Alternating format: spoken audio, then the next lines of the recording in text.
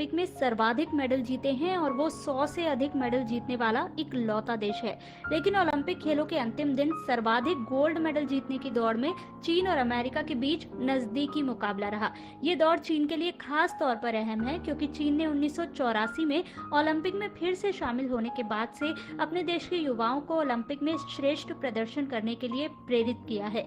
रविवार को टोक्यो में ओलंपिक का आखिरी दिन शुरू होने से पहले चीन 38 गोल्ड मेडल जीत चुका था, जबकि अमेरिका के पास 36 गोल्ड मेडल थे। लेकिन रविवार दोपहर जब कुछ इवेंट्स ही बाकी रह गए थे, अमेरिका ने 39 गोल्ड मेडल हासिल कर लिए। अमेरिका ने महिला बास्केटबॉल और महिला वॉलीबॉल के गोल्ड मेडल जीत लिए। साथ ही अमेरिकी एथलीट जेनिफर वेलेंते ने ट्रैक साइकिलिंग का गोल्ड जीत लिया। इस तरह अमेरिका एक गोल्ड मेडल से आगे हो गया। आखिरी दिन चीन के पास भी 2 गोल्ड मेडल जीतने के मौके थे, लेकिन चीन की रिथम जिम्नास्टिक्स टीम चौथे नंबर पर रही, जबकि महिलाओं के मध्यम वर्ग वजन मुकाबले में चीन की खिलाड़ी रजत पदक ही जीत सकी। अमेरिका ने 39 स्वर्ण, 41 रजत और 33 कांस्य पदक जीते हैं। इस तरह अमेरिका को टोक्यो ओलंपिक में कुल 113 मेडल मिले। वहीं चीन को 38 स्वर्ण, 32 रजत और 18 कांस्य पदक मिले हैं। टोक्यो ओलंपिक में चीन को कुल 88 पदक मिले और इसके साथ ही वो दूसरे स्थान पर है। मेजबान जापान स्वर्ण पदक के मामले में तीसरे नंबर पर है और कुल पदक के मामले में 5वें नंबर पर। उसके खाते में 27 स्वर्ण, 14 रजत, 17 कांस्य के साथ कुल 58 मेडल आए हैं। वहीं भारत 1 गोल्ड, 2 सिल्वर और 4 ब्रॉन्ज यानी कुल 7 मेडल के साथ 48वें पायदान पर है। अमेरिका के Richard Torres junior super heavyweight final में गोल्ड नहीं जीत सके, लेकिन उनके मुकाबले से पहले ही अमेरिका ने सर्वाधिक गोल्ड मेडल अपने नाम कर लिए थे। टोरेस ने इस मुकाबले में रजत पदक जीता। उन्होंने इस बार 4 मेडल जीतने का प्रयास किया, जो 2000 सिडनी ओलंपिक के बाद बॉक्सिंग में अमेरिका का सर्वश्रेष्ठ प्रदर्शन था। चीन ने अपने आप को स्पोर्ट्स सुपर पावर बनाने के लिए आधिकारिक कार्यक्रम शुरू किया था, जिसे गोल्ड मेडल स्ट्रेटजी या स्वर्ण जीतने की रणनीति कहा जाता है। इसके तहत चीन में हजारों स्पोर्ट्स स्कूल खोले गए हैं।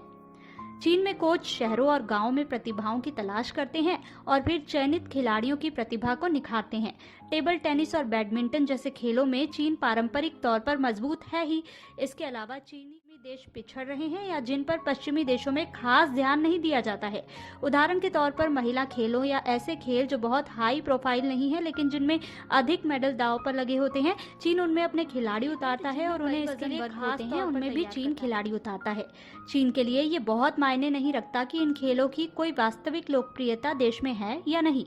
चीन के खेल स्कूलों में महिलाओं के भारोत्तोलन, ताइक्वांडो, नौकायान जैसे खेलों के लिए प्रतिभा तलाशने के लिए खास कार्यक्रम शुरू किए गए। इन स्कूलों से पहले इन खेलों के प्रति कोई रुचि नहीं थी।